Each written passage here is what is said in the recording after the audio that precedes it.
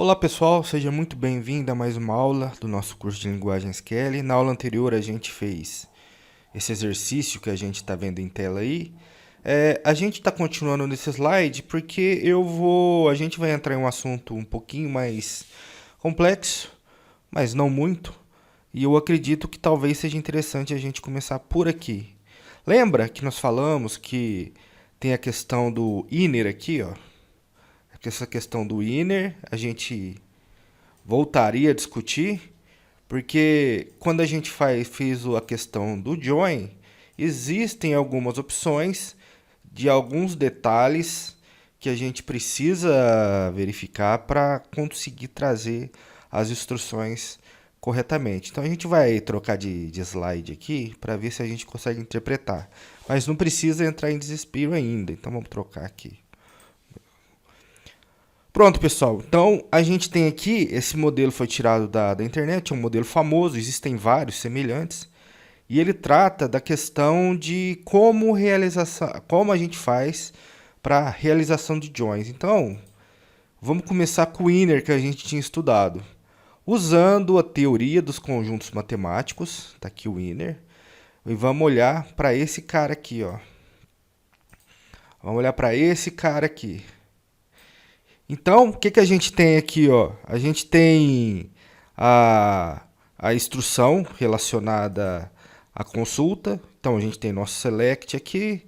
Tem aqui a lista das colunas. E aqui a gente tem o join, falando da tabela X ou Y. E fazendo o join com a tabela B. E aqui a condição que a gente verificou de quais colunas são comuns entre as tabelas para a gente realizar a questão da junção, do join. Só que repare aqui, ó. Vamos apagar aqui, ó. Repare aqui, vamos olhar aqui para dentro, ó. Baseado na teoria dos conjuntos matemáticos, quando a gente usa o inner join, tá aqui o inner join, quando a gente usa o inner join, o que a gente está falando? A gente está falando o seguinte: quando eu vou fazer essa junção de dados, eu vou trazer aquelas informações que são comuns entre os dois conjuntos de dados. Quando eu digo os dois conjuntos de dados, eu estou querendo dizer as duas tabelas. Então, as informações que forem comuns entre as duas tabelas, eu trago. Porém, a gente pode ter informação aqui, que quando a gente utiliza o inner, essas informações que estão aqui fora daquela questão dos conjuntos que são compreendidos entre o que tem em comum entre as duas tabelas, eles não são recuperados através do nosso select. Ok, pessoal? Eu vou mudar de tela aqui, depois a gente volta para cá para estudar, para a gente entender fisicamente como isso é representado. Então, quer dizer, ó, vamos aqui, ó. A gente tem duas tabelas aqui. A gente tem duas tabelas. Tem a tabela aluno e a tabela curso.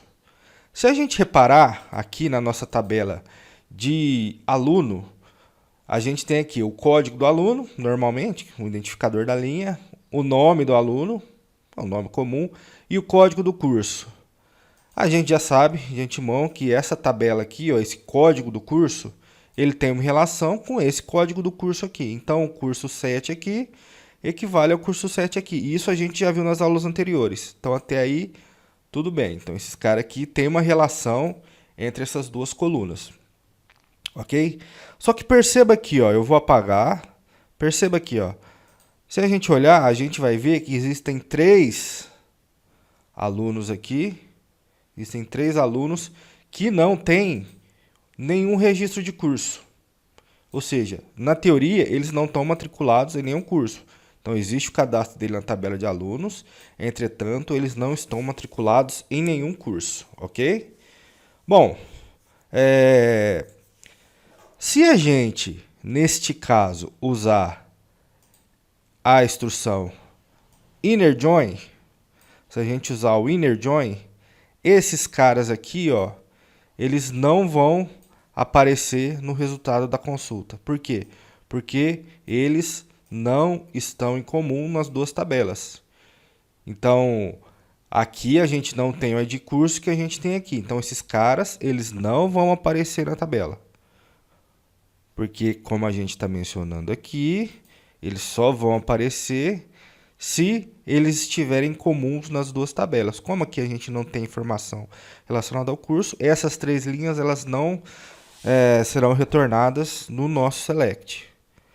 E como é que a gente corrige ou trabalha com esse tipo de informação?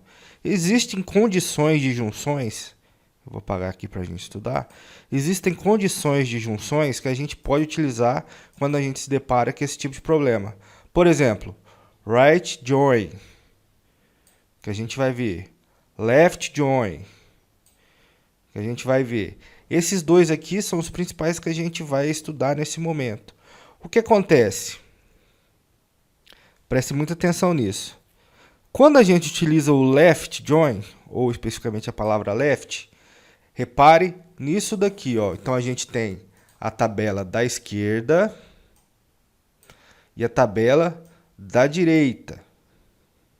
Entendeu? Tabela da direita e a nossa tabela da esquerda. Quando eu utilizo o left em tradução direta para o inglês significa esquerda. Eu estou querendo dizer o seguinte: traga todas as informações da tabela da esquerda, no caso, a tabela aluno, eu vou trazer todas as informações dela, tendo ou não relação com esta tabela da direita. Então, independente se a gente ter relação com a tabela da direita, se a gente não tiver dados, ele vai trazer todas as informações da tabela da esquerda. Então, a gente tem este desenho aqui, ó. Olha lá, aqui é bem nítido o que a gente está fazendo. Ou seja, ele vai falar, olha, traz tudo que tem na tabela da direita, no caso aqui a tabela A, tendo relação ou não com a tabela B. Então, aqui ó, a gente tem os dados que têm relação, que estão nas duas tabelas. Então, tem o 7, 9, 1 e por aqui vai. Então, esses caras a gente tem relação, certo? Esses caras aqui que tem um sinalzinho, a gente tem relação. Só que a gente tem caras aqui que a gente não tem relação, que se a gente usar esse inner join, eles não vão aparecer. Mas se a gente usar o left join, esses caras vão aparecer, eles vão retornar um select. Vão retornar como nulo aqui na informação de curso, mas eles vão retornar.